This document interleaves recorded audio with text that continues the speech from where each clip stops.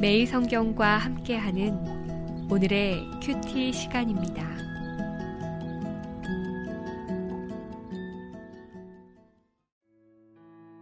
(3월 24일) 오늘의 말씀은 레위기 14장 21절에서 32절입니다. 만일 그가 가난하여 그의 힘이 미치지 못하면 그는 흔들어 자기를 속죄할 속건제를 위하여 어린 순양 한 마리와 소제를 위하여 고운 가루 10분의 1 에바에 기름 섞은 것과 기름 한 록을 취하고 그의 힘이 미치는 대로 산비둘기 둘이나 집비둘기 새끼 둘을 가져다가 하나는 속죄 제물로 하나는 번제물로 삼아 여덟째 날에 그 결례를 위하여 그것들을 회막문 여호와 앞 제사장에게로 가져갈 것이요 제사장은 속건제의 어린 양과 기름 한 록을 가져다가 여호와 앞에 흔들어 요제를 삼고 속건제의 어린 양을 잡아서 제사장은 그 속건 제물의 피를 가져다가 정결함을 받을 자의 오른쪽 귓뿌리와 오른쪽 엄지 손가락과 오른쪽 엄지 발가락에 바를 것이요 제사장은 그 기름을 자기 왼쪽 손바닥에 따르고 오른쪽 손가락으로 왼쪽 손에 기름을 조금 찍어 여호와 앞에 7번 뿌릴 것이요 그 손의 기름은 제사장이 정결함을 받을 자의 오른쪽 귓뿌리와 오른쪽 엄지 손가락과 오른쪽 엄지 발가락 곧 속건제물의 피를 바른 곳에 바를 것이며 또 그 손에 남은 기름은 제사장이 그 정결함을 받는 자의 머리에 발라 여호와 앞에서 그를 위하여 속죄할 것이며 그의 힘이 미치는 대로 산비둘기 한 마리나 집비둘기 새끼 한 마리를 들이되 곧 그의 힘이 미치는 대로 한 마리는 속죄제로 한 마리는 소제와 함께 번제로 드릴 것이요 제사장은 정결함을 받을 자를 위하여 여호와 앞에 속죄할지니 나병 환자로서 그 정결의식에 그의 힘이 미치지 못한 자의 규례가 그러하니라. 레위기 14장 20절에서 32절 말씀을 함께 묵상하겠습니다. 우린 어제 나병에서 회복된 자가 공동체 안으로 다시 돌아올 때 치르는 정결 예식을 살펴보았습니다. 나병 환자는 진 밖에서 제사장에게 몸을 보이고 제사장이 회복되었다고 판단하면 거기서 1차적으로 정결 예식을 한 후에 진 안으로 데리고 들어옵니다. 이때까진 장막 안으로는 들어오지 못하죠. 이 진 안에서 7일 동안 거하고 7일째 되면 다시 제사장이 몸을 살핍니다. 이때까지 아무런 문제가 없으면 회복된 나병 환자는 온몸에 털을 밀고 옷을 빨고 몸을 씻어야 합니다. 그리고 8일째 되는 날 드디어 회복된 나병 환자는 제물을 가지고 와서 정결 제사를 드리게 되지요. 이 정결 제사를 드리는 순서는 먼저 속건제를 드리고 그 다음 속죄제, 번제, 소제를 드립니다. 8일째 되는 날 정결 제사를 드림으로 회복된 나병 환자는 하나님과의 관계가 회복되고 공동체 안으로 받아들여지게 됩니다. 그렇다면 정결 예식을 8번째 날에 드리는 이유는 무엇일까요? 첫 번째는 공동체를 안전하게 지키기 위함이겠죠. 고대 이스라엘 백성은 나병과 같은 병들에 대해서 철저하고 세밀하게 관리했습니다. 이는 공동체의 보호 그리고 보존과 연관되기 때문이죠. 나병 환자였던 자가 공동체 안으로 들어오는 것은 기쁜 일이지만 신중하고 차근차근 복귀를 해야 하는 것이죠. 두 번째는 신학적인 의미가 있습니다. 7일은 완전수로 7일 동안 아무 일이 일어나지 않으면 온전한 회복이 일어났다고 간주하는 것이죠. 그래서 7일이 지난 8일이 가지는 의미가 중요한데요. 이스라엘 백성은 아들이 태어나면 8일째 되는 날 할례를 행하지요. 할례를 행함으로 하나님 나라 백성 안으로 들어온다는 의미가 있고요. 또한 초막절 축제도 8일째 행합니다. 이처럼 8일째 정결 예식을 행하는 이유도 그가 다시 하나님의 백성의 일원으로 회복되었음을 강조하는 것이라고 볼 수 있겠습니다. 이렇게 나병 환자가 회복되어 정결 예식을 행하는 것은 공동체의 큰 기쁨이며 회복된 자에게도 위로와 즐거움이 됩니다. 그런데 한 가지 문제가 생기기도 합니다. 나병 환자가 가난한 경우입니다. 가난한 경우에 정결 예식을 행하는 재물을 마련하지 못하는 일이 생길 수 있다는 것이죠. 나병 환자로 오랫동안 진 밖에서 생활했을 경우 경제적인 생산 활동을 하지 못했을 것이고요. 이러한 환자의 경우 제사를 드리는 재물의 비용이 많이 부족했을 것입니다. 몸은 회복되었는데 드릴 재물이 없어서 정결 예식을 치르지 못할 때 어떻게 해야 하나요? 정결 예식을 치르지 말고 진 안에서 하나님 백성으로 살아야 하나요? 아니요, 그것은 옳은 방법이 아닙니다.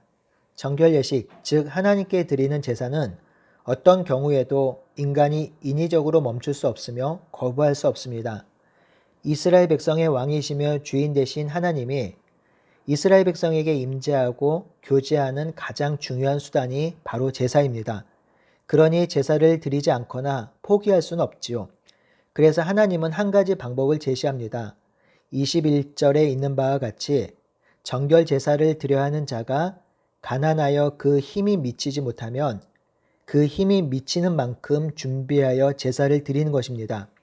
이는 22절, 30절, 31절, 32절에 반복해서 말씀하시는데요.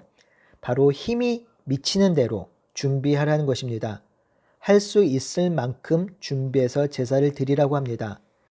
21절에서 32절을 보면 가난한 자들이 드리는 제사의식이 14장 10절에서 20절에 기록된 제사의식과 바뀐 것이 없습니다. 다만 제물의 종류만 바뀐 것이죠. 우리는 여기서 하나님의 자비와 긍휼의 마음을 볼 수 있습니다. 하나님은 정한 규례대로 드리는 제사를 받으시지만 드릴 것이 없는 자들을 멀리하지 않으시고 외면하지 않으십니다.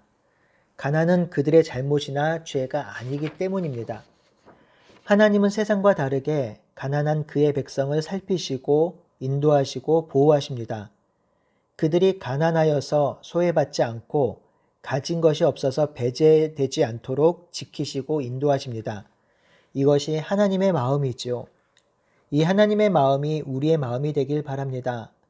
우리 주변에 가난하고 물질이 넉넉하지 않은 이웃들과 지체들을 살피고 돌아봅시다. 뿐만 아니라 심령, 마음이 가난한 자들도 돌아봅시다. 영적 침체를 겪는 이들, 육신의 고통으로 아파하는 지체들, 가족 간의 갈등으로 아파하는 지체들, 불확실한 미래에 불안해하는 지체들, 영적으로, 심리적으로 어렵게 지내는 마음이 가난한 지체들이 있을 텐데요. 이 지체들을 더욱더 돌아보고 위에서 기도하는 우리가 되기를 바라고 소원합니다. 이제 가난한 자들을 위해 경감된 재물을 간단히 살펴보겠습니다. 소재를 위해 고운 가루 10분의 1 에바를 준비합니다.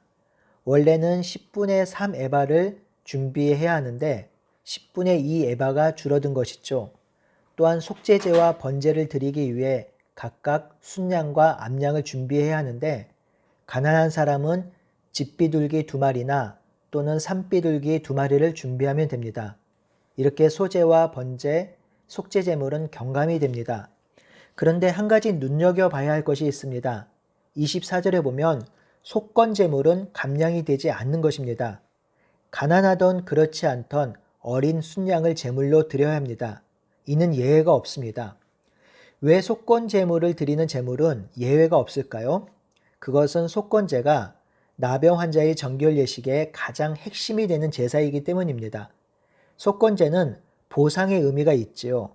이 보상으로 속죄, 즉 정결하게 되는 것입니다. 이 정결하게 하는 의식을 통해서 나병 환자가 하나님과 공동체 안으로 들어올 수 있기 때문에 속건제가 중요하며 속건제의 제물만큼은 경감이 되지 않습니다. 그래서 오늘 본문 22절에서 29절에 나병 환자의 속건제를 드리는 규정이요. 11절에서 19절에 기록된 규례를 똑같이 반복하고 있어요. 이는 속건제가 너무 중요하다는 의미이지요. 속건제의 의식을 보면 충분히 이해가 갑니다. 제사장은 속건제의 피로 정결케 되는 자의 오른쪽 귓볼과 오른손과 오른발의 엄지발가락에 바릅니다. 그리고 기름을 여호와 앞에 7번 뿌립니다. 그리고 그 기름으로 다시 오른쪽 귓볼과 오른손과 오른발의 엄지 발가락에 바릅니다. 그리고 남은 기름으로 머리에 발라 속죄함으로 정결케 되는 예식을 마칩니다. 이는 부정한 자가 정한 자로 다시 세워지는 과정을 상세히 보여주고 있는 것인데요. 이것이 얼마나 엄중하고 귀한 일인지를 보여줍니다. 공동체 밖에 있던 자가 공동체 안으로 들어오며 하나님께 제사하지 못했던 자가 하나님께 제사하는 일이 얼마나 귀하고 중차대한 일인지를 보여주는 것이죠. 저는 이 속건 제사를 보면서 오늘날의 세례가 생각이 났습니다. 하나님을 믿지 않는 자들이 교회로 들어오거나 믿지 않는 자가 복음을 듣고 예수님을 영접하여 세례를 받는 것이 이와 같은 맥락이 아닐까 싶습니다. 세례를 할 때 세례가 일종의 정결 의식과 비슷하겠죠. 성부, 성자, 성령의 이름으로 그리고 물로 세례를 줄 때 이전에 제가 속죄함을 받고 세례자는 정결케 되죠. 그러면 그는 하나님 앞에 예배자로 서며 성도들과 진실한 교제를 하는 영적 가족이 되는 것이죠. 그러니 이 세례는 교회에서 가장 큰 기쁨의 시간이며 세례를 받는 자도 가장 영광스럽고 복된 시간을 갖는 것이지요. 믿지 않는 자가 복음을 듣고 하나님께 돌아오는 것은 세상에서 가장 영광스럽고도 기쁘고 의미 있는 일인 것입니다. 뿐만 아닙니다. 주님을 멀리 떠났다가 다시 돌아오는 일도 그러하겠지요. 또한 영적 깊은 침체에 있다가 다시 회복되어 주님을 만나고 지체들과 교제하는 일도 그러하겠지요. 이렇게 회심하고 주님께 돌아오고 다시 회복되는 것, 이것은 정말 기쁘고 복되고 은혜로운 일입니다. 그러니 우리 주변을 돌아봅시다. 하나님을 떠나 있는 분, 하나님과 거리를 두고 있는 분들이 보이면 진실되게 기도하고 도웁시다. 하나님께 나올 수 있도록 마음을 모아갑시다. 사랑하는 성도 여러분, 하나님을 떠났다가 다시 돌아와 하나님을 만나는 것, 그리고 지체와 더불어 함께 살게 되는 것은 이토록 기쁘고 복되고 즐거운 일입니다. 이 기쁘고 복된 삶을 날마다 누리며 살아가는 우리 모두가 되기를 바라고 소원합니다. 아멘.